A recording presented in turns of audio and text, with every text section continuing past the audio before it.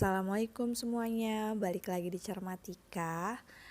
Kali ini saya masih akan membahas tentang cara menentukan nilai minimum dan maksimum dari pertidaksamaan linear dua variabel. Nah, untuk yang minggu lalu kan saya sudah menjelaskan materi tersebut juga, cuma saya belum ngasih tahu bahwa itu adalah metode titik pojok, di mana titik pojok itu sebagai batas dari daerah himpunan penyelesaiannya. Nah, untuk kali ini saya mau membahas dengan menggunakan metode garis lidik. Metode garis lidik adalah suatu garis yang digunakan untuk menyelidiki nilai optimum, maksimum atau minimum yang diperoleh dari fungsi sasaran atau fungsi objektif. Jadi nanti kita menentukan nilai maksimum atau minimumnya itu menggunakan garis lidik. Ya, seperti ini contohnya nih, langsung aja masuk contoh yang pertama. Tentukan nilai maksimum dari fungsi objektif atau fungsi x, y sama dengan 5x plus 4y yang memenuhi pertidaksamaan berikut. Jangan lupa juga syaratnya x lebih besar sama dengan 0 dan y lebih besar sama dengan 0 dengan menggunakan metode garis lidik.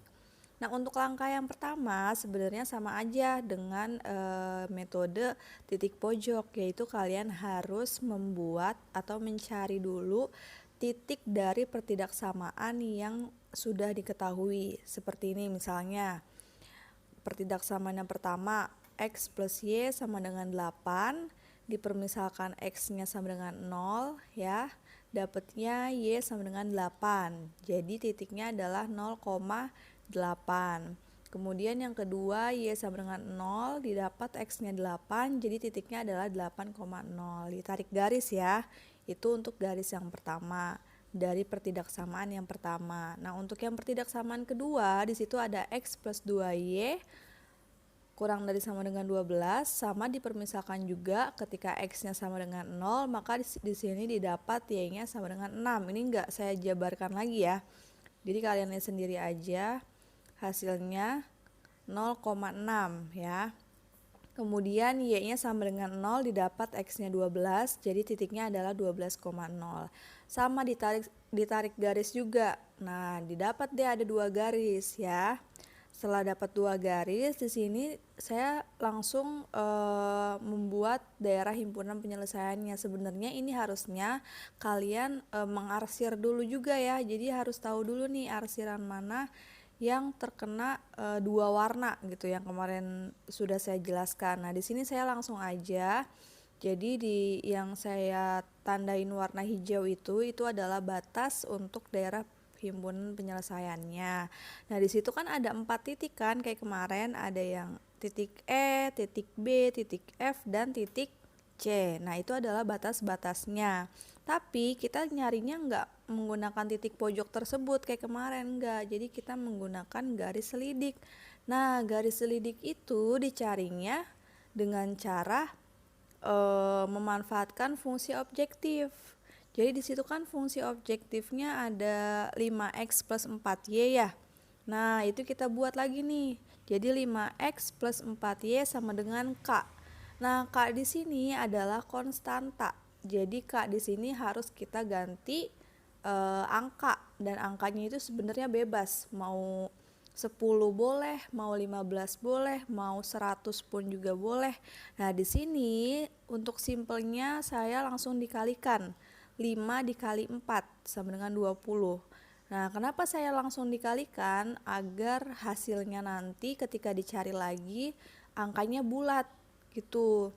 Jadi kalian dibikin simpel aja. Kalau misalkan di sini ada 3x plus 7y, berarti 3 dikali 7. Kayak gitu aja ya, untuk mempermudah kalian juga biar hasilnya tuh bulat, nggak ada yang koma-koma gitu. Kalau koma kan sebenarnya nggak apa-apa, cuman untuk dibuat dalam garis koordinat akan lebih ribet gitu. Jadi kita nyari yang simpel aja deh ya gitu ya. Nah, kemudian dari fungsi objektif yang sudah kita dapat konstantanya, kita cari lagi titiknya. Jadi kita ubah lagi, x-nya sama dengan 0, didapat y-nya sama dengan 5. Jadi titik yang pertama adalah 0,5, kemudian y-nya juga diubah jadi sama dengan 0, maka didapat x-nya sama dengan 4. Itu jadinya titiknya 4,0. Nah, untuk dua titik ini kita bisa membuat garis. Nah, garis ini yang disebut dengan garis selidik gitu. Nah, garis selidik ini nantinya kita akan menggeser. Nah, di sini kan yang ditanya adalah nilai maksimum. Kalau yang ditanya nilai maksimum, digesernya menjauhi 0 atau ke atas ya. Kalau yang ditanya nilai minimum, berarti dia mendekati 0 atau ke bawah. Kalau nilai minimum, kalau digeser ke bawah, udah pasti kan nantinya akan menyentuh angka 0 ya kan. Makanya di sini yang saya tanya hanya nilai maksimumnya aja. Jadi nanti akan digeser ke atas atau menjauhi 0. Nah, di sini contohnya nih, pergeseran yang pertama digeser ke atas ternyata menyentuh titik C ya. Dan itu kalian ngegesernya itu harus sejajar, nggak boleh asal. Dan jangan lupa juga untuk membuat garis koordinat itu jaraknya harus sama. Jadi dari 0 ke 1, 1 ke 2, 2 ke 3, 3 ke 4, dan seterusnya itu harus sama. Misalkan jaraknya 1 cm, berarti semuanya harus 1 cm.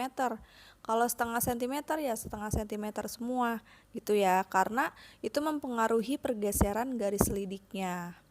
Nah, kemudian nih digeser lagi ke atas ya. Kemudian digeser lagi, masih belum menyentuh titik apapun. Nah, pergeseran yang ini menyentuh titik F ya. Tapi di sini masih ada yang belum kesentuh nih titik yang terakhir, yaitu titik B kan. Nah, kita geser lagi. Nah, ternyata titik yang terakhir yang membatasi daerah himpunan penyelesaian itu adalah titik B, yaitu 8,0. Nah, titik B ini kita masukin lagi ke fungsi objektif. Ternyata didapat hasilnya adalah 40. Jadi, nilai maksimumnya adalah 40. Seperti itu ya. Untuk video kali ini cukup sampai sini saja karena ini adalah materi terakhir dari pertidaksamaan linear dua variabel. Semoga bisa bermanfaat untuk kalian semua dan sampai bertemu di Cermatika selanjutnya. Assalamualaikum.